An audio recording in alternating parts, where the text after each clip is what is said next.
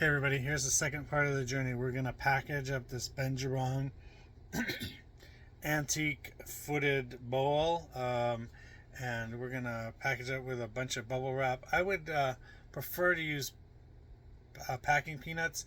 I just don't have any right now, and I'm not really interested in going and acquiring some because there's a reason. I don't have a car right now, so my wife took the car to work, so we don't have a car. So we're gonna do it with bubble wrap, and I'll show you how I'm gonna do it.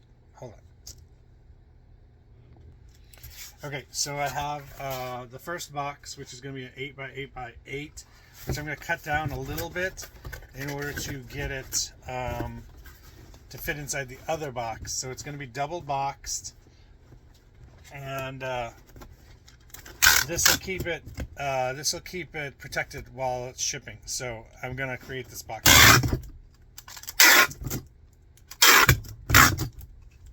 Alright, so we got the box made here, and now I have this bubble wrap. So they sent me bubble wrap, and it was not up to my standards.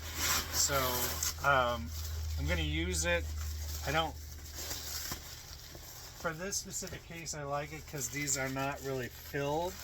These air pockets are not really filled very well. So I'm gonna just like line the bottom of this with some bubble here. So I'm gonna put it in half and then just stick it all the way down in here. So it's looks like that. And now I'm gonna wrap the Benjerong dish. Okay, so I'm going to take this bubble wrap that I've torn off, and I'm going to kind of wrap it around this base part, like that. And then I'm going to get some more bubble. Hold on. I'm going to get some more bubble, and I'm going to wrap it the other direction, like around the item here. Okay, I'm going to put my business card up and under here so that that's done. It's just a business card. You know, the thing that I would hate most of all is that this thing has been on this world for like 200 years or 150 years, and then I got to it and I broke it. So that's the thing that scares me the most. So you don't want to be that person, right? Okay, so I'm going to go the other direction with this now. This is a lot of bubble wrap, but they did pay a good amount of money for this. And then I just had this bubble wrap, which I don't really like, just lying around. So here it is, all wrapped up bubble-wise, and now I'm sliding it into the box. We already had bubble in the box, right? So that's what it looks like in the box. All right, and when I cut this down, I'm just going to cut it down an inch or two so that the person, and I'm putting a sticker in there as well on the top. I'm just going to cut it down an inch or two so that the box will fit inside the other box, and it'll have room to like move around. Not the item won't have, but the other box will kind of shock absorb inside this other box. So hold on a second here. Okay, so I got my knife here, and so I'm just going to cut the inside of the box here a little bit so I can bring the top down a little bit. Maybe an inch or an inch and a half. Now a lot of people have these box resizers and they are really precise. That's not how I was taught how to do it, so I just go for it. I might have to put a little bit more bubble in here.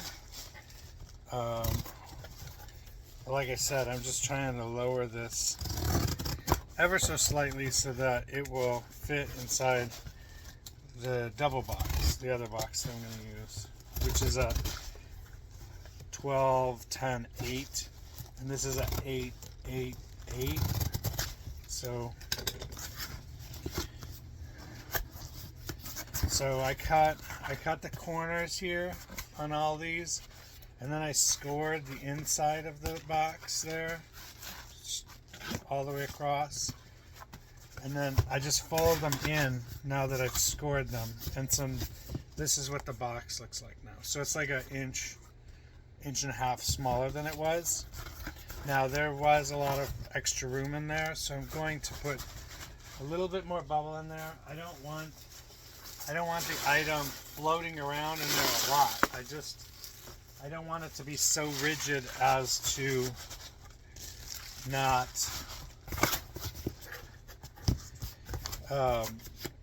to like a bang to it will like actually affect the item inside. And that sounds pretty good. I'm gonna put this sticker back in here that I put in here.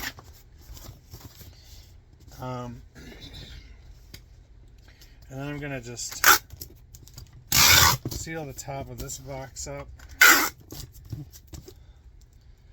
And we have that thing sealed in this box, okay? So we'll put that over here for right now. And then we're gonna get our other box, which is behind me. And this is a 1210-8. These are eBay boxes that I got with my coupon. I've said this before, and I'll say it every day, is that I wish they didn't give us this coupon in lieu of I would rather pay for a concierge service where I can actually, as a person who sells on eBay quite a bit, I can call eBay and have a phone number that I can call them whenever I need help, and they would help me. I don't think everybody should be privy to that, but like premium store members should. So this is the box, boom, and now this is the box, and it fits inside that box now. So I will put, I'm probably going to wrap this in bubble and then put some filler in this, some void filler, which is this paper right here. And let me wrap this thing in bubble one more time. Hold on. Okay, so I wrapped it the one way in bubble, as you can see, and now I'm going to go the opposite direction with it.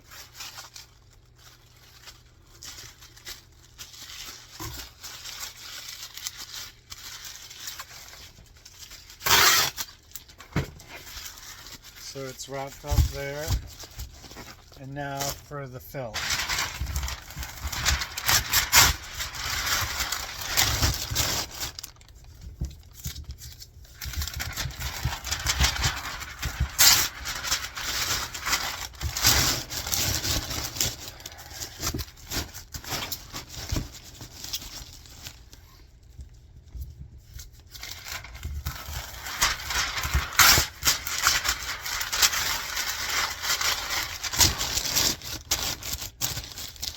I get this paper at Grainger.